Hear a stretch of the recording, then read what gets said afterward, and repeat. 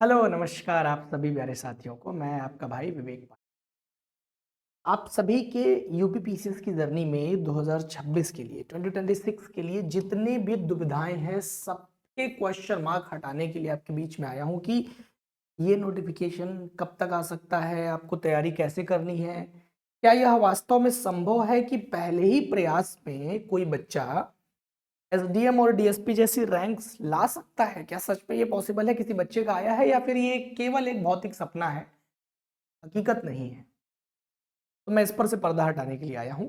आपके अधिकारी बनने के सपने को साकार करने के लिए वास्तव में किन योग्यताओं की आवश्यकता पड़ती है, वह कौन सी योग्यताएं हैं, एग्जाम पैटर्न क्या होता है, इसका सिलेबस क्या होता है, एज लिमिट क्या होती है, कौन से बच्चे, क्या हिंदी माध्यम के बच्चे भी चयनित होते हैं या केवल अंग्रेजी माध्यम का ही बोलबाला है, जैसा कि हल्ला चल रहा है, जैसे कि रील्स चल रही हैं, जैसा कि शॉर्ट्स आप लोग देख रहे हैं इंस्टाग्राम, फेसबुक और अपने अलग अलग हैंडल्स के माध्यम से। क्या सच में वैसा ही है या तस्वीर कुछ अलग है?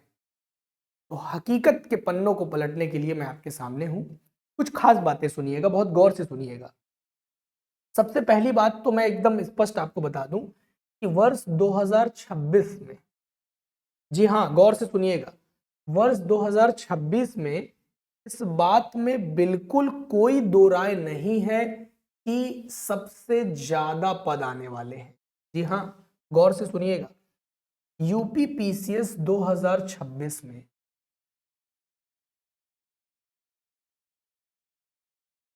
यूपी पीसीएस 2026 में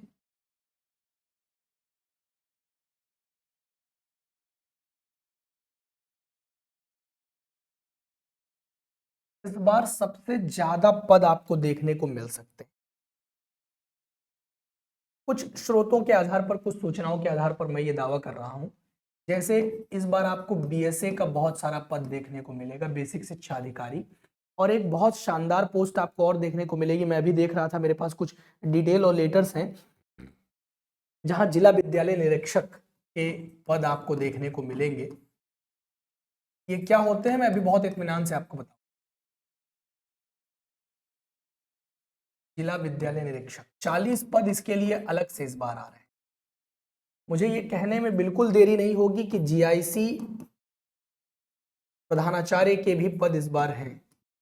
और कितने पद हैं आप सुनेंगे तो आपके होश फाख्ता हो जाएंगे। 147 पोस्ट इसके लिए बताए गए हैं इस बार। कितने? 147 पोस्ट इस बार इसके लिए बताए गए हैं। 174, माफी चाहूंगा, 174 पद इसके लिए बताए गए। अब ये सारे इस बार 2026 में दिए जाएंगे कि कुछ रोक लिया जाएगा, मैं इसका दावा नहीं कर सकता हूं। लेकिन अगर इतने पूरे पोस्ट आपके पास हैं और आ गए 2026 में ही, देखिए ये 40 तो पक्का आने वाला है, इसमें तो कोई दो राय नहीं है। और इसके लिए कोई अलग योग्यता नहीं चाहिए होती है, जैसे सब में योग्यता है वैसे इसमें भी है। हाँ, कुछ योग्यता में भिन्नताएं हैं अलग अलग, उसका मैं डिटेल आपको शेयर करूंगा, कैसे क्या सब बताने वाला हूं, बस मेरे साथ बने रहिए। देखिए, यूपी पीसीएस 2026 के लिए नोटिफिकेशन कब जारी होगा? देखिए, बड़े बड़े पदों पर तो सब जाना चाहते हैं, सब चाहते हैं कि वो एसडीएम बने, डीएसपी बने। कुछ विद्यार्थियों की ये चाहत होगी कि वह शिक्षा जगत में कुछ परिवर्तन कर पाए, अगर ईमानदारी से काम करें तो जो चीज आप एसडीएम और डीएसपी बन के नहीं कर सकते, वह शिक्षा जगत में उतर करके आप कर सकते हैं, यानी कि जिला विद्यालय निरीक्षक और बीएसए के पदों पर जाकर के। वास्तव में अगर पूरे देश में परिवर्तन लाने और देश में परिवर्तन का भागीदारी बनने के लिए कोई विशेष पद है तो ये दो पद हैं जिस पर आप जा सकते हैं। इस बार आप अपनी प्रबल दावेदारी दिखा सकते हैं। जीआईसी प्रधानाचार्य, जिसको जीआईसी प्रिंसिपल बोला जाता है, 174 पद इसके लिए रिक्त है। इसके लिए आरटीआई के तहत जवाब मांगा गया था तो 174 पद बताए गए। अलग से नहीं भरा जाता, यूपी पीसीएस की पोस्ट के अकॉर्डिंग ही भरा जाता है। इन सब के लिए कुछ अलग योग्यताएं भी चाहिए होती हैं। अलग योग्यता की पूरी लिस्ट मैं आपको दे दूंगा, परेशान न होइएगा। अच्छा, 2026 के लिए पहले तो मैं बता दूं कि यूपी पीसीएस का पूरा कैलेंडर, हालांकि ये कैलेंडर जनवरी में जारी होता है, कई बार तो 1 जनवरी को ही ये कैलेंडर जारी किया जाता है, कभी अलग अलग नहीं जारी किया जाता, कई बार 1 जनवरी को ही जारी हुआ है। कोई नई बात नहीं है कि 1 जनवरी को जारी हो जाए, तो इस बार 1 जनवरी को ये जारी हो जाएगा तो बड़ी अच्छी बात है। नहीं तो 1 से 15 जनवरी के बीच में निर्धारित है कि जारी होगा ही होगा। इसमें थोड़ा बहुत डिले हो जाता है तो मैं इसकी डिमांड मतलब फिक्स नहीं कर सकते इसको, तो ये जनवरी में जारी हो जाएगा। पहले तो इसका कैलेंडर जारी होगा, उसी कैलेंडर में आपको निर्धारित डेट मिलेगी। अब इसका 2026 का नोटिफिकेशन कब जारी होगा? अमूमन फेब में जारी होता है हर वर्ष, तो इस बार भी फेब में उम्मीद की जा सकती है कि फरवरी में जारी होगा। अगर फरवरी में जारी होगा तो जून वगैरह में इसके एग्जाम हो सकते हैं, जुलाई में एग्जाम हो सकते हैं। अब ये जून में जा सकता है, जुलाई में जा सकता है, अगस्त में जा सकता है। अब ये जितनी जल्दी करवा ले, जून के पहले उम्मीद कम है, जून से लेकर के अगस्त के बीच में जब कभी भी हो जाए, कोई फिक्स डेट, ऐसा कोई निर्धारित डेट जो भी होगा वो कहाँ मिल जाएगा आपको, ये जब कैलेंडर जारी होगा तो जो कैलेंडर में डेट दी जाती है, अगर कोई विशेष दिक्कत नहीं आई तो उसमें परिवर्तन नहीं किया जाता, ऐसे ही चलता रहता है। ठीक है, तो इतना चीज तो क्लियर हो गया कि कब तक नोटिफिकेशन आ सकता है, कब तक एग्जाम हो सकता है, कितना समय है। अब मैं इसके बारे में आपको बहुत स्पष्ट कुछ बातें बता दूं कि इसके लिए क्या उम्र सीमा मांगी जाती है। तो प्रत्येक स्नातक युवा, प्रत्येक स्नातक मतलब प्रत्येक ग्रेजुएट, अब वो ग्रेजुएट कोई भी हो, चाहे आपने बीए कर रखा हो, चाहे आपने बीएससी कर रखा हो, चाहे आपने बीकॉम कर रखा हो, चाहे आपने बीटेक कर रखा हो, चाहे आपने बीआर कर रखा हो, कुछ भी, चाहे फैशन डिजाइनिंग से ग्रेजुएट हो, किसी भी प्रकार का स्नातक विद्यार्थी इस फॉर्म को भर सकता है और उसकी उम्र 21 से 40 वर्ष के बीच होनी चाहिए। यह उम्र 1 जुलाई से काउंट किया जाए। तो अगर आप इतने के बीच में हैं तो आप इस परीक्षा में बैठ सकते हैं। क्या क्या छूट दी जाती है, तो एससी एसटी कैंडिडेट को 5 इयर्स की छूट दी जाती है, ओबीसी कैंडिडेट को 5 इयर्स की। अगर आप राज्य के कोई कर्मचारी हैं ऑलरेडी तो भी आपको 5 वर्ष की अलग से छूट आपको भी दी जाती है, और किसी भी प्रकार के दिव्यांग विद्यार्थियों के लिए 15 वर्ष की छूट दी जाती है। ये कुल उम्र सीमा में छूट है, मतलब एज लिमिट जो आप लोग पूछते हैं कि सर किस उम्र तक हम इस परीक्षा में बैठ सकते हैं, तो ये रही आपकी उम्र सीमा की व्यवस्थाएं। इस उम्र सीमा तक कोई भी ग्रेजुएट विद्यार्थी इस परीक्षा में बैठ सकता है। कुछ अलग अलग पदों के लिए अलग अलग योग्यताओं की डिमांड की जाती है।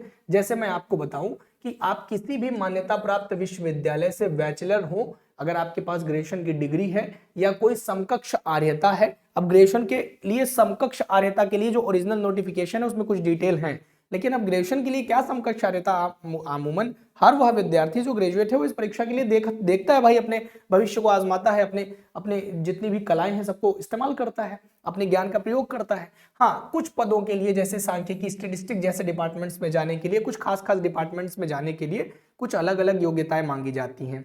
जैसे किसी में खास बीएड मांग लिया जाता है, ठीक है, तो बैचलर ऑफ एजुकेशन आपके पास होना चाहिए, बीएड हुआ होना चाहिए, तब आप जा सकते हैं।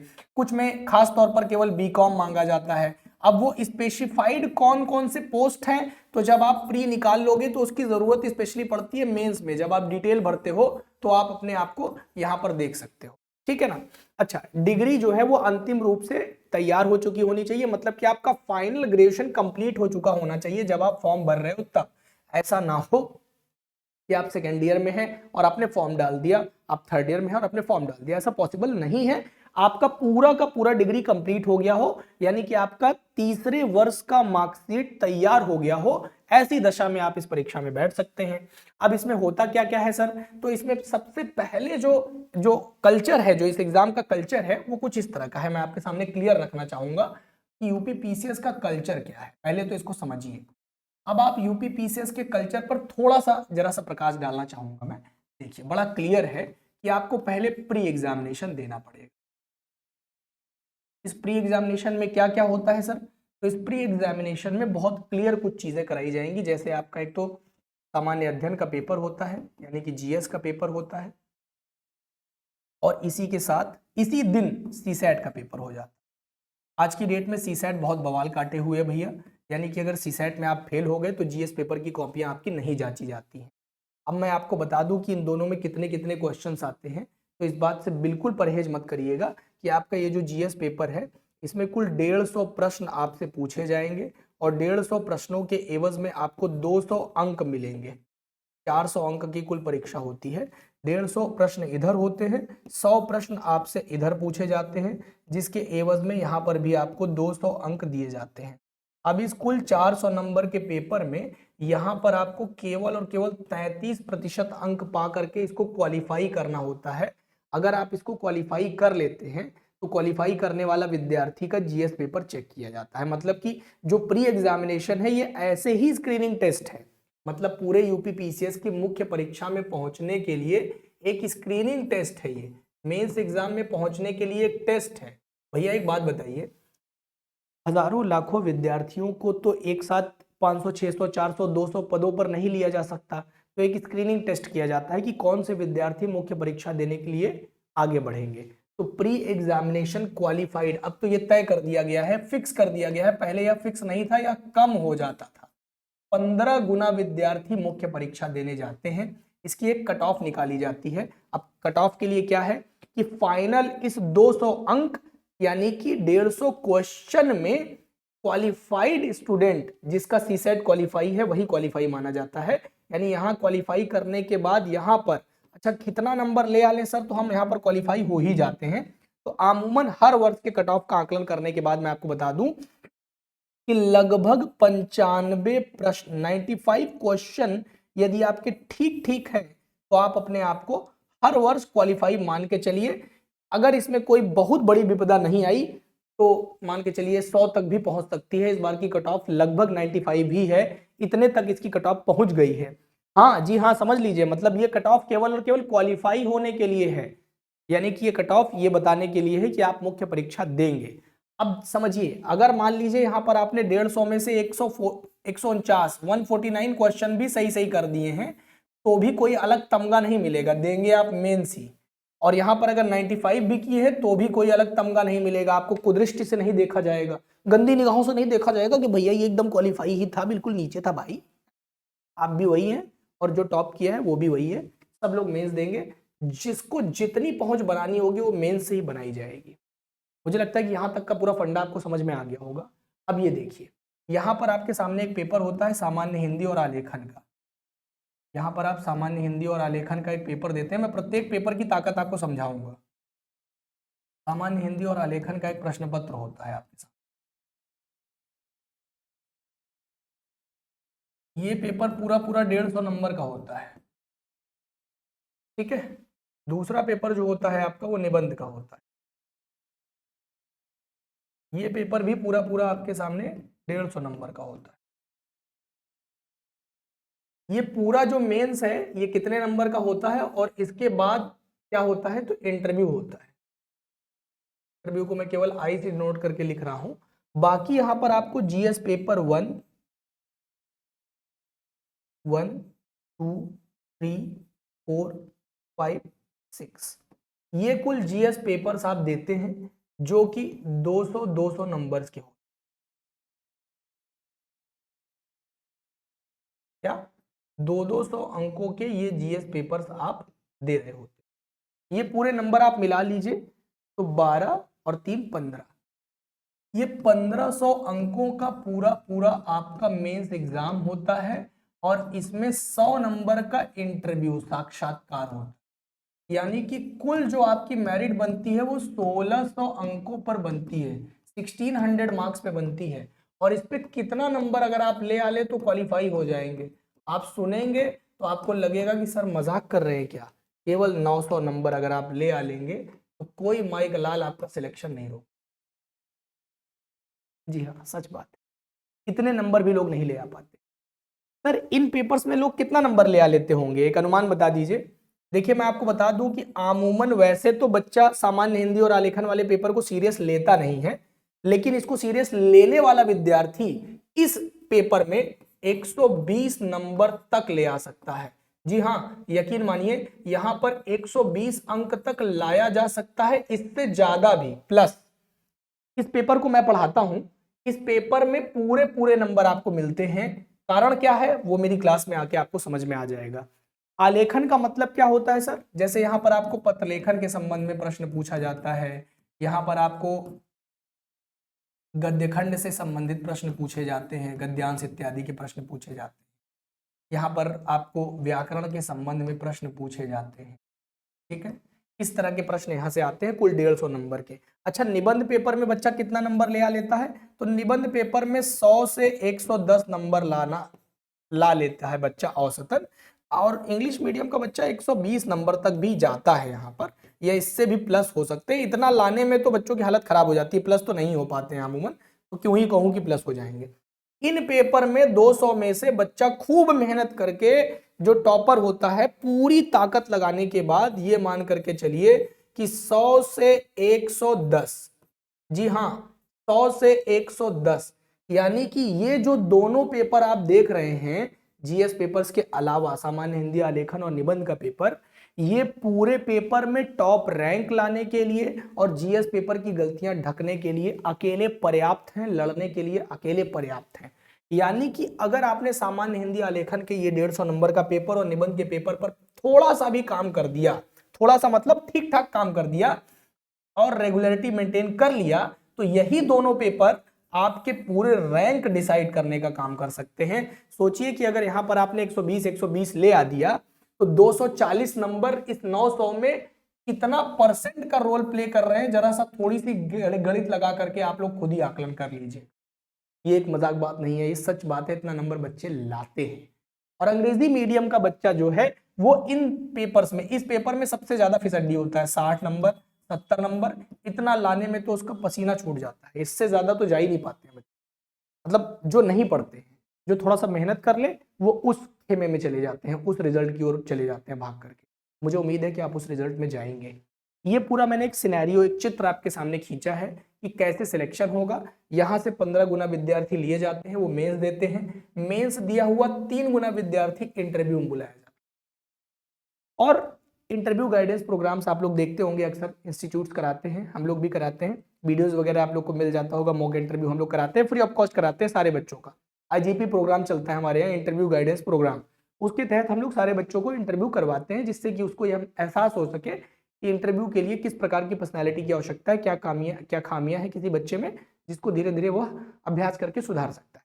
अच्छा, इन जीएस पेपर्स में क्या क्या पूछा जाता है तो उसको भी देख लीजिए। जैसे कि पहले तो मैं आपको बता दूं ब्रेकडाउन क्या क्या है, यानी कि जो जीएस पेपर हैं आपके, इन जीएस पेपर्स में क्या क्या चीजें पूछी पछाड़ी जाती हैं तो देख लीजिए। तो भैया 150 नंबर का ये एमसीक्यू होता है, 2 अंक का रहता है, 200 नंबर आपको मिल जाते हैं, 150 एमसीक्यूज पूछते हैं। नेगेटिव मार्किंग होती है 1/3, जी हाँ, इस बात को ध्यान रखिएगा, नेगेटिव मार्किंग होती है 0.66, यानी कि 3 गलत उत्तर देने पर एक सही प्रश्न काट लिया जाएगा आपका।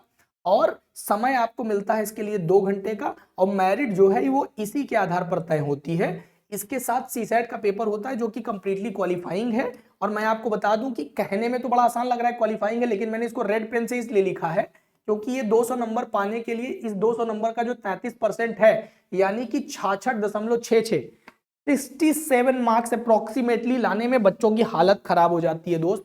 इस पूरे पेपर में सीसैट पढ़ने के लिए आप अगर ठीक से सामान्य हिंदी पढ़ लें, जिसके कि कितने क्वेश्चन पूछे जाते हैं 25, और इंटरपर्सनल स्किल एंड कम्युनिकेशन के 10 क्वेश्चन, और डिसीजन मेकिंग के 5 से 8 क्वेश्चन, ये मैं आपको कराता हूं, तो 25 10 35 और 5 40 क्वेश्चन, 40 प्रश्न मैं आपको करवाता हूं। और 40 प्रश्न का मतलब होता है 80 अंक, और आपको चाहिए कितने थे, आपको चाहिए थे 67। अगर आप इसमें से 10 क्वेश्चन गलत कर दो ना, तब भी 70 नहीं सॉरी माफी चाहूंगा 3, हाँ तो कम हो जाएगा दोस्त। आपको यहाँ पे 5 प्रश्न गलत करने की आजादी भी मिलेगी। और ऐसा नहीं है कि आप इसके बाद मैथ्स नहीं करेंगे, रीजनिंग नहीं करेंगे, इंग्लिश का कुछ क्वेश्चन नहीं सॉल्व करेंगे। भैया इंग्लिश का कॉम्प्रिहेंशन तो प्रैक्टिस करके कर सकते हैं, रीजनिंग तो प्रैक्टिस करके कर सकते हैं। बहुत सारे बच्चे बोलते हैं मेरी मैथ्स वीक है, तो छोड़ दो कोई बात नहीं, लेकिन इतना तो कर सकते हैं भाई। अगर कोई बच्चा रोज का रोज 1 आवर्स की प्रैक्टिस का भी ठान ले तो सीसैट नहीं रुकेगा। लेकिन फिर भी बच्चा कब प्रैक्टिस करना शुरू करता है, कब मेहनत करना शुरू करता है, एग्जाम के 1 वीक पहले, 10 दिन पहले। तो इतने में सीसैट नहीं होता है बच्चा, इतना भी इजी नहीं है। ये सीसैट है, मजाक नहीं है कि आप एग्जाम के 10 दिन पहले लग जाओगे और आपका काम हो जाएगा, नहीं हो सकता। आपको एग्जाम के 3 मंथ्स पहले लगना पड़ेगा, 3 महीने की मेहनत चाहिए होती है सीसैट में भाई। रोज का 2 घंटा पढ़ना पड़ेगा, सारे सब्जेक्ट को टाइम देना पड़ेगा, तब जाकर के आप इसमें अच्छा रिजल्ट उम्मीद कर सकते हो। ये क्वालिफाई करोगे, यानी कि सारा दारोमदार इस पे, फिर इस पे आते हो आप, तब जाकर के यहां पर मैंने आपको बताया कि अगर आप 95 क्वेश्चन, जी हाँ मैं क्वेश्चन की बात कर रहा हूं, अगर आप इतना सही सही करके आते हो विदाउट माइनस मार्किंग, तो आपका प्री निकलता है। फिर आप मेंस में उतरते हो, तब जाकर के आप जो है इन पेपर्स को आगे लेकर के जब आप जाते हो, तो यहां पर देखिए सामान्य हिंदी आलेखन मैंने आपको बता दिया क्या क्या पूछा जाता है, आपके स्क्रीन पर है, देख लीजिए। 150 नंबर का निबंध है, जिसमें राष्ट्रीय अंतर्राष्ट्रीय घटनाओं से संबंधित, विज्ञान से संबंधित, पर्यावरण से संबंधित, कृषि से संबंधित, उद्योग, गांव और विकास, नगरीकरण के संबंध में निबंध पूछे जाते हैं। जीएस पेपर 1 जिसमें भारतीय इतिहास, संस्कृति, भूगोल और विश्व का भूगोल पूछा जाता है। जीएस पेपर 2 में भारतीय संविधान, शासन के संबंध में, अंतर्राष्ट्रीय संबंध में, आईआर और सामाजिक न्याय के संबंध में प्रश्न होते हैं। जीएस पेपर 3 में अर्थव्यवस्था, कृषि, उद्योग, विज्ञान प्रौद्योगिकी, पर्यावरण और आपदा प्रबंधन, डिजास्टर मैनेजमेंट के क्वेश्चंस होते हैं। जीएस पेपर 4 में आपका एथिक्स का पेपर होता है जिसमें नैतिकता, सत्यनिष्ठा और भावनात्मक बुद्धि के संबंध में प्रश्न होते हैं। और ये जो जीएस पेपर 5, 6 आप देख पा रहे हैं ना स्क्रीन पे, ये जीएस पेपर 5, 6 जो है ना ये यूपी स्पेशल होता है। ये 2 पेपर डाले गए हैं नए पिछले 2-3 सालों में। तो ये 200 नंबर के आपके पेपर होते हैं जहां पर पूछा तो जीएस ही जाता है लेकिन यूपी स्पेसिफिक होता है। जैसे उत्तर प्रदेश का इतिहास, कल्चर, आर्ट और ज्योग्राफी, इसका पॉलिटी कैसा है, इसका इकोनॉमिक्स कैसा है, इसकी क्या क्या नीतियां हैं। और जब आप पेपर 6 में आएंगे तो यहाँ पर यूपी की जनसंख्या, यूपी का एग्रीकल्चर, यूपी के वन, पर्यावरण और इसकी विकास की योजनाएं और इसका ट्रिपल मॉडल इत्यादि इस तरह के क्वेश्चन यहाँ से होते हैं। तरीका क्या है सर? ये तो सिलेबस रहा, ये रहा पाठ्यक्रम आपके सामने कि इस तरह से होंगे। अब आप करिए क्या, जीएस पेपर 1 में आप रोज का रोज करंट अफेयर को कायदे से तैयार करते जाइए। यूपी जीके का 20 से 25% हिस्सा आपके पेपर में पूछा जाता है, वो आप तैयार करते जाइए। इसके लिए क्या करिए, अंग्रेजी माध्यम वाले द हिंदू, हिंदी माध्यम वाले जनसत्ता या दैनिक जागरण अखबार को अपना साथी बना लीजिए और रोज का रोज मैं आपको बता रहा हूं कि कुछ करिए चाहे मत करिए, 3-4 नियम गांठ बांध लीजिए। जैसे एक नियम आपके सामने है अखबार पढ़ने का नियम, रोज का रोज अखबार पढ़ना है, मैगजीन पढ़ना है, रोज का रोज पीवाईक्यू सॉल्व करना है। अगर ये तीनों तीर आपने मार लिए ना दोस्त तो आपका प्रीलिम्स कोई नहीं रोक सकता। और ये पीवाईक्यू सॉल्व करने में प्री मेंस दोनों के पीवाईक्यूज हैं, यहाँ पर पी भी है एम भी है। कैसे करना है मैं अभी आगे चल के आपको बता रहा हूं, जहां पर आपको पिछले साल के पेपर्स लगाएंगे। देखिए मैं आपको क्लियर बता दूं कि यूपी पीसीएस का जो पूरा का पूरा पाठ्यक्रम है वो क्लियर एक हिंट है और PYQ clear the deepness of topic है। ये बात रोज बोलता हूं आपसे, आज फिर कह रहा हूं, अपनी कॉपी के पहले पेज पर ये बात नोट कर लीजिए कि मेरा पाठ्यक्रम, मेरा सिलेबस एक हिंट है मेरी नौकरी का, और मेरा पीवाईक्यू ये बताएगा कि वह हिंट कितना डीपली मुझे करना है। लाइक हिस्ट्री के पीवाईक्यूज लगा करके मुझे हिस्ट्री के क्वेश्चन का लेवल, पॉलिटी के पीवाईक्यूज लगा करके पॉलिटी के क्वेश्चन का लेवल, और इकोनॉमिक्स के क्वेश्चन को सॉल्व करके मुझे इकोनॉमिक्स के क्वेश्चन का लेवल, करंट अफेयर का लेवल, मुझे सीसैट का लेवल पता चल जाएगा। मुझे मेंस एग्जाम के क्वेश्चन सॉल्व करके पता चल जाएंगे कि डिमांड ऑफ द टॉपिक क्या है। फिर मुझे कोई टीचर की गाइडेंस में ये पता चल जाएगा कि जब डिमांड ऑफ द टॉपिक समझ जाओ तो प्यारे उसको सॉल्व करके इस डायमेंशंस में करेक्ट टाइम ऑफ पीरियड में उसको लिखा जाता है। ये सारी समझ आपको 1 से 1.5 साल में ही अधिकारी बनाने के लिए तैयार कर देगी। मैं ये बिल्कुल नहीं बोलता कि खुद से सिलेक्शन नहीं होता, बहुत सारे बच्चों ने लिया है भाई, ऐसी कोई बात नहीं है कि खुद से सिलेक्शन नहीं होता। अगर आपका खुद पर काबू है कि रोज का रोज 6 से 8 घंटा आप बैठ के पढ़ सकते हैं, कंटेंट की समझ विकसित कर सकते हैं, आंसर राइटिंग रोज का रोज खुद से कर सकते हैं, बंद कमरे में आप तैयारी कर सकते हैं, दैट इज ओके। आप भी अधिकारी बन सकते हैं। नहीं जरूरत है भाई किसी संस्थान में जाकर के आपको पढ़ने की। आपको जरूरत तब है जब आप अकेले ये चीजें नहीं कर पाते। आपको जरूरत तब है जब आप अकेले आप में संयमित नहीं होते, और तब जरूरत है जब आप कोई काम 3 साल में करने जा रहे हो और आपको टीचर्स उस काम को अपने एक्सपीरियंस के बिहाफ पे 3 साल के काम को 1 साल का बना करके दे देंगे और इजी वे में आपके सामने थाली में परोस देंगे और आप उसको खा पाएंगे आसानी से। पॉलिटी पढ़ाने वाले टीचर ने बहुत शानदार तरीके से पॉलिटी पढ़ा दिया। अब आप अलग अलग किताबों और चीजों के बीच में क्यों पढ़ेंगे? आपके पास एक प्रॉपर नोट्स है। अब आप क्वेश्चन पे जाकर के खुद आप देखेंगे कि आपके अंदर परिवर्तन हुआ है। अब आपके क्वेश्चन की अंडरस्टैंडिंग बहुत शानदार है। अब आप मेंस का क्वेश्चन उठाइए और सॉल्व करना शुरू करिए। आपको प्री का क्वेश्चन भी आसान दिखने लगेगा, मेंस का भी क्वेश्चन आसान दिखने लगेगा। ठीक ऐसे ही सारे सब्जेक्ट्स में है, हिस्ट्री में, इकोनॉमिक्स में, ज्योग्राफी में, सब में आपकी समझ विकसित हो जाएगी क्योंकि आपको टीचर ने हेल्प कर दिया है ना, आपकी सोच वहां तक पहुंचा दी गई है ना। पढ़ोगे खुद से अगर तो आपको केवल कंटेंट दिखेगा, हाँ, लेकिन अगर कंटेंट के आगे आपको खुद से दिखता है तो चश्मा लगाने की जरूरत, तो आपका काम हो जाएगा। लेकिन अगर खुद से नहीं दिखता तो इसकी हेल्प लेनी पड़ेगी ना। और यही कोचिंग करता है, आंखों के सामने कमजोर दृष्टि को बनाने का। हम शिक्षक केवल यही करते हैं और कुछ नहीं करते आपके लिए। सिलेक्शन तो आपका अपने दम पे ही होता है, रेगुलरिटी के दम पे होता है। हम वही करते हैं जो आपको अभी मैंने बताया। Got it? तो अब इन सारे चाहूंगा इन सारे पेपर्स में काम करने के लिए, जैसे कि मैंने मोटा मोटा आपको बताया कि अगर आपको जीएस पेपर 1 से 5 तक आपको लक्ष्मीकांत पॉलिटी में आपको मिल जाएंगे। अलग मेरी एक अलग वीडियो है इस पे, जहां पर मैंने बताया है कि प्रत्येक जीएस पेपर्स को और सामान्य हिंदी और आलेखन को निबंध को कवर करने के लिए कौन कौन सी बुक आपको देखनी चाहिए। स्पेक्ट्रम आपको इतिहास के लिए, यूपी स्पेशल की कुछ किताबें, 2-3 क्वेश्चन रोज रोज लिख करके प्रैक्टिस करिए, डायग्राम बनाइए, कुछ बुलेट पॉइंट्स लिख लीजिए, शॉर्ट नोट्स बनाइए। शॉर्ट नोट्स कहाँ से आते हैं? जब हम पीवाईक्यू सॉल्व करते हैं ना मेंस और प्री के, तो वहीं से शॉर्ट नोट्स क्रिएट होते हैं भाई, कि ये क्वेश्चन पूछा हुआ था और ये उस क्वेश्चन की डिमांड को पूरा करने वाला मुद्दा है या की पॉइंट है, तो ये मेरे नोट्स का प्रॉपर एक स्थान ग्रहण करने के लिए तैयार होना चाहिए। एक बॉक्स मुझे इसको देना पड़ेगा, मुझे इसको अलमारी बना के देनी पड़ेगी। शॉर्ट नोट्स बनाइए, उसमें कुछ बुलेट पॉइंट्स बनाइए, हाइलाइट्स बनाइए, कुछ रिवीजन के लिए की पॉइंट्स बनाइए, फ्लैश कार्ड्स बनाइए, वो आपके लिए काफी हेल्पफुल साबित हो। ठीक है। निबंध की तैयारी करने के लिए बच्चे पूछते हैं कि सर कहां से करें, तो मैं बार बार बोलता हूं कि संपादकीय पृष्ठ का सहारा लीजिए। जो आप अखबार पढ़ते हैं ना, उसमें विश्लेषणात्मक समाचार के लेख छपते हैं, कुछ प्रमुख रिपोर्ट्स और डेटा आपको मिलेंगे। जैसे समाचार पत्रों में जो संपादकीय पृष्ठ छपता है उसमें ओपन एंडेड न्यूज आती है, जो प्रमुख समाचार लेख आते हैं, जो रिपोर्ट्स आपको मिलते हैं, जो डेटा आपको मिलता है, नीति आयोग का डेटा, जो डेटा यूएनडीपी का डेटा, वर्ल्ड बैंक का डेटा, आर्थिक सर्वेक्षण का डेटा, ये सब आपके पढ़ने में काफी मददगार साबित होंगे आपके निबंध लेखन में। यह जब जाएंगे तो किसी विषय की डिमांड को ठोस तर्कों के आधार पर सिद्ध करने में आपकी मदद करेंगे। आपका लेखन तथ्यपरक होगा, विश्लेषणात्मक होगा और काफी मौलिक दिखाई पड़ेगा, ओरिजिनल दिखेगा। इसलिए आप ये सहारा ले सकते हैं।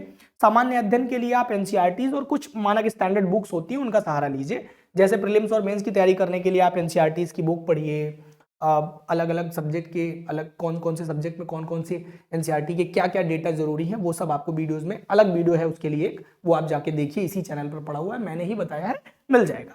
स्टैंडर्ड बुक्स जो आपके लिए है वो आप देखिए, वो आपके लिए काफ़ी सोर्सफुल होती हैं। निबंध लेखन में भी वो आपको सटीक मदद करती हैं और तर्कों के आधार पर तथ्यों को साबित करने में आपकी मदद करती हैं। कुछ व्यक्तिगत अनुभव और आसपास की जो घटनाएं हैं वो भी आपको निबंध लेखन में विशेष मदद करेंगी। जैसे अपने व्यक्तिगत जीवन की कुछ घटनाएं हैं, रोजमर्रा के कुछ अनुभव हैं, वो आप अपने पास जो घटित हो रहा है उसको आप अपनी लेखनी में बांध दीजिए और काफी कसावट के साथ लिखने का अभ्यास करिए। तो देखिए, शुरुआत में हर विषय पहले साल के प्रश्न पत्र को उठा लीजिए, पीवाईक्यूज उठाइए, उसी पर फोकस बनाइए और उसके डेटा इकट्ठा करिए और देखिए आपका कॉन्फिडेंस काफी शानदार तरीके से बूस्ट हो जाएगा। तो मैंने आपको प्रत्येक चीज बताने की कोशिश की और तैयारी के लिए जो तरीका है वो बड़ा क्लियर है, बहुत शानदार है। कि जो तैयारी होती है ना, ये सबसे पहले आप क्या करते हैं कि प्री पढ़ लेते हैं और आप 3-4 साल प्री एग्जाम देने के बाद जब कभी गलती से क्वालिफाई कर लेते हैं तो आप मेंस एग्जाम के लिए एक बैच ले लेते हैं और सोचते हैं कि अब मेरा सिलेक्शन हो जाएगा क्योंकि भाई ने अब तैयारी पढ़ना शुरू कर दिया है। ऐसा अगर होता तो सारे बच्चों का हो जाता। तैयारी हमेशा यहां से यहां होती है। अब सर बताइए जरा, यहां से यहां कैसे होती है? बड़ा क्लियर है। आपने जीएस पेपर का कोई भी चीज पढ़ लिया या फिर आपने सामान्य अध्ययन का कोई भी मुद्दा आपने पढ़ लिया ना, जब आपने उस पर डिटेल में अध्ययन कर लिया तो क्या उसके पीवाईक्यूज आपसे नहीं सॉल्व हो पाएंगे? ये आप सोच के क्यों नहीं देखते एक बार? और जितने टाइम में प्री होने के बाद मेंस 3 से 4 महीने के अंदर हो जाता है। और अगर आपको लगता है कि ये सारा सिलेबस 3-4 महीने में हो जाएगा, पूरा 8 पेपर, जीएस पेपर 1 2 3 4 5 6 और सामान्य हिंदी, आलेखन और निबंध, अगर सच में ऐसा हो जाता तो हम धरती पर नहीं रहते, हम एलियन होते दोस्त। वी क्लियरली नो कि वी आर नॉट एलियंस, हम मनुष्य हैं और हमारी बौद्धिक क्षमता भी हम सबको पता है। इसलिए अपनी तैयारी के लिए अच्छा बहुत जरूरी होता है कि कई बार अगर आप खुद से ना कर पाए तो इस बात में बिल्कुल गुरेज मत करिए कि आप एक बैच ले लीजिए। कुछ टीचर्स की पॉलिसीज को ध्यान रखिए क्योंकि वहां पर आपको 5-6 टीचर्स मिलेंगे, सबके पढ़ाने का एक अलग तरीका होगा, सबका एक टेम्पो होगा, सबका एक कलेवर होगा। वो आपको आएंगे, अपना विषय पढ़ाएंगे, सबका एक एटीट्यूड आपको मिलेगा, सबकी एक नॉलेज मिलेगी, सबका एक विजन मिलेगा, सबके देखने का एक नजरिया मिलेगा। और 5-6 लोग मिलकर के जब आपको तैयार करेंगे ना तो आपके अंदर केवल आप नहीं रहेंगे, इन 5-6 लोगों का एक्सपीरियंस, आर्ट, सब कुछ तो आपके भीतर आ जाएगा और इस समाज को देखने का नजरिया ये सिलेबस आपको दे ही रहा है। तो आप कंप्लीट मैन बन के बाहर आते। इसलिए अगर जरूरत पड़े तो इससे भी पीछे मत हटिएगा। मैं आपको बता दूं, हमारे यहाँ ये पूरा तो मैंने आपको बता दिया भाई, कब एग्जाम होने वाला है, क्या पाठ्यक्रम है, कब इसके लिए आपको तैयारी करनी है। तो तैयारी आप जिस दिन से ठान लीजिए उस दिन से कर सकते हैं। अगर स्नातक के दौरान ही तैयारी कर रहे हैं तो आप बहुत सही टाइम पे, सही टाइम क्या होता है सर, तो इंटरमीडिएट में तय कर लेना कि मुझे यूपी पीसीएस निकालना है, और 75 चीजों के पीछे मत भागिए कि यूपी पीसीएस भी देना है, रेलवे भी देना है, ग्रुप डी भी देना है, बैंकिंग का एग्जाम भी निकाल लेना है, एसएससी भी निकाल लेना है, यूपीएससी भी निकाल लेना है, नहीं निकलेगा।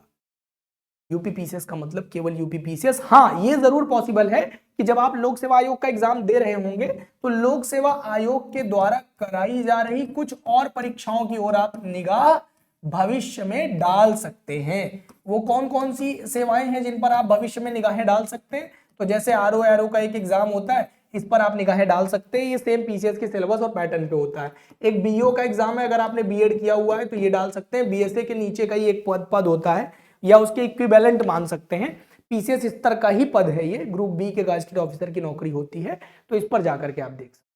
मन लगा करके इसको भी आप बीओ के एग्जाम को भी देख सकते हैं। लेकिन आप सोचिए कि सारे एग्जाम देख सकते हैं, तो नहीं, ये नहीं होता है। ठीक है, अगर कोई जानकारी मुझसे छूट गई हो तो कमेंट करिएगा, मैं उसके बारे में अलग से चर्चा कर लूंगा। आपको बता दूं कि हमारे यहाँ आपके लिए बैचेस हैं, आप अभी ज्वाइन कर सकते हैं। अगर आप ज्वाइन करना चाहें तो शानदार ऑफर और बहुत कम शुल्क में आपको ये बैच भी मिल जाएंगी। जस्ट लाइक आप स्टडी आईक्यू सर्च करिए, और स्टडी आईक्यू सर्च करने के बाद आप ये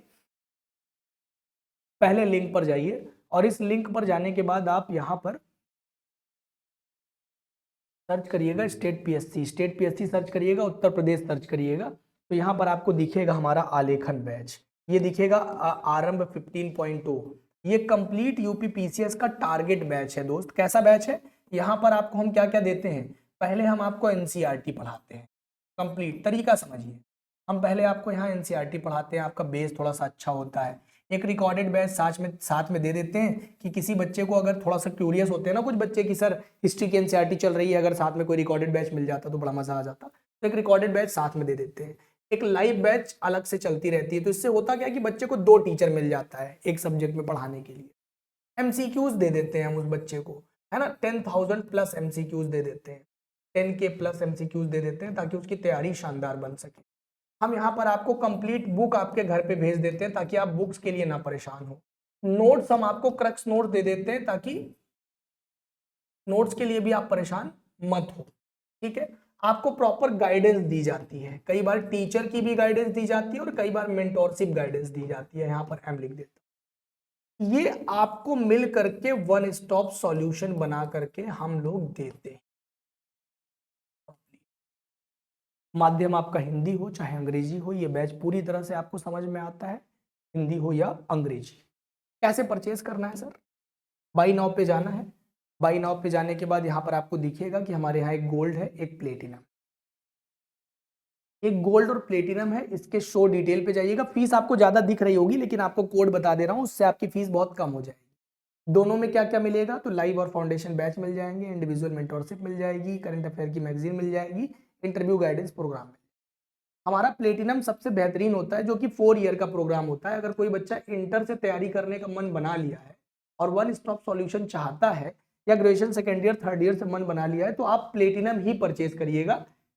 ये आपके लिए काफी सस्ता पड़ता है इसके मुकाबले। कारण है क्योंकि इसमें आपको क्या क्या एक्स्ट्रा मिल रहा है जरा देखिएगा। तो रिकॉर्डेड बैच अलग से मिल गया, प्रीलिम्स का क्रैश कोर्स अलग से मिल गया, ग्रुप मेंटोरशिप आपको अलग से मिल गई, 10,000 प्लस एमसीक्यूज अलग से मिल गई, एनसीईआरटी का रिकॉर्डेड बैच अलग से मिल गया, कंप्लीट बुक्स आपके घर पे आपके एड्रेस पे भेज दी जाएगी। अच्छा, इसको परचेज करने का तरीका क्या है, बाई नाउ पे जाइएगा। तो मैंने कहा था ना कि आपको एक कूपन कोड बता देंगे तो इसकी फीस बहुत कम दिखेगी आपको।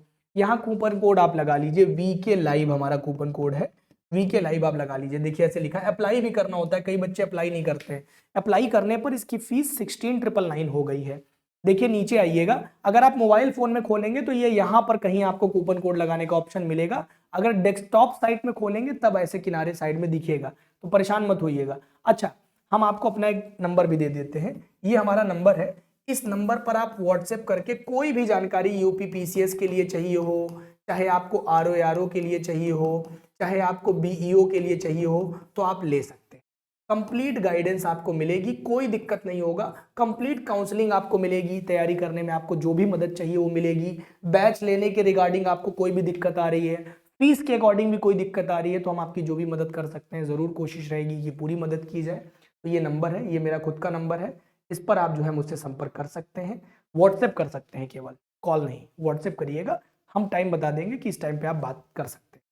तो ये तरीका है भाई, तो इस तरीके से आप आगे बढ़ सकते हो। अब देखो मेरे भाई, मैंने आपको बता दिया कि बैच कैसे परचेज करना है, क्या है। हाँ, रोज का रोज कुछ नियम मैंने आपको, अब यहाँ से जाके आप पेमेंट कर सकते हो।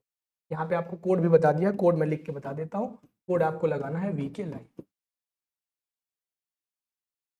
और कुछ नियम जैसे रोज का रोज पीवाईक्यू लगाना, और ये मेंस का भी लगाना है और प्री का। और जब आपके एग्जाम में केवल 3 मंथ रह जाएं तो केवल प्री का पीवाईक्यू लगाना है, मेंस का पीवाईक्यू बंद कर देना। तैयारी आपकी पहले से होगी। तैयारी करने में कितना समय लगता है, तो 1 से 1.5 साल का समय तो लग जाता है कंप्लीट कोर्स को पढ़ करके अपने आप को तैयार कर। 1 से 1.5 साल का समय लगेगा पूरा कोर्स करने में और अच्छे से पढ़ने में। हाँ, जो बच्चे पहले से कुछ पढ़ चुके हैं तो उनको 6 महीने से ज्यादा का समय नहीं लगता, उनको केवल 6 मंथ लगता है। जो बिल्कुल जीरो से शुरू कर रहे हैं उनको 1 से 1.5 साल, 1.5 साल अप्रोक्सीमेटली मान के चलिए, क्योंकि 3 महीने तो लगभग एनसीईआरटी में ही लगा देता है बच्चा। फिर उसके बाद थोड़ी अंडरस्टैंडिंग बढ़ती है उसकी, तब उसको कंटेंट समझ में आना शुरू होता है, तब उसके बाद वो प्रैक्टिस के लेवल पे उतरता है। तो ओवरऑल आप मान के चलिए 1.5 साल का समय लग जाएगा एग्जाम देते देते आपको, तैयारी करते। तो ये कुछ नियम जो मैंने आपको बताया कि भाई रोज का रोज आपको मैगजीन पढ़ना ही पढ़ना है ना, मैगजीन पढ़ने से नहीं भागना, आपको रोज का रोज दैनिक अखबार पढ़ने ही पढ़ने हैं, तो इसको पढ़ने से नहीं भागना, पेपर पढ़ना है, न्यूज़पेपर पढ़ना ही पढ़ना है, पीवाईक्यूज रोज सॉल्व करने ही करने। इसके बाद आपको जो बैच लिया है उसको पढ़ना है, पेड बैच, या फिर खुद से पढ़ रहे हैं तो खुद से पढ़ना है, और रिवीजन का टाइम जरूर ऐड करना है। लाइक अगर 7 डेज आपको पढ़ने का पूरा प्रैक्टिस बना लियो तो गलत है, 6 डेज का बनाइए, 7 डेज को प्रैक्टिस और रिवीजन, प्रैक्टिस प्लस रिवीजन और प्लस रेस्ट को भी शामिल करिए। मतलब उसमें आप गाने सुनिए, घूमने जाइए, मूवी देखने जाइए, थोड़ा जीवन भी जीना है, क्योंकि अगर आप जी ही नहीं रहे हैं तो क्या पढ़ेंगे भाई। जीवन भी जीना है, मस्त रहना है, इंजॉयबल तरीके से पढ़ने को इंजॉय करना है, मतलब पढ़ाई को इंजॉयबल तरीके से लेना है, भारीपन के रूप में नहीं लेना है कि बहुत भारी चीज है यार, नहीं हो पा रही है, पता नहीं कहाँ से बवाल था मेरे सर पे डाल दिया गया, नहीं। मुस्कुराते हुए ये सारी चीजें अगर आप करेंगे तो 1.5 साल का समय लगेगा, हो जाएगा। फिर भी अगर कोई दिक्कत होती है तो मैं आपके साथ हूँ, सामान्य हिंदी और निबंध के पेपर में, बाकी सारे पेपर में हमारे सारे टीचर्स हैं। कोई भी दिक्कत आती है, कोई बात मुझसे छूट गई है तो प्लीज कमेंट बॉक्स में कमेंट करिएगा, हम अलग वीडियो बना करके आपको जरूर दे देंगे। धन्यवाद, नमस्कार, आपका दिन शुभ हो, शुभ रात्रि, सबक है।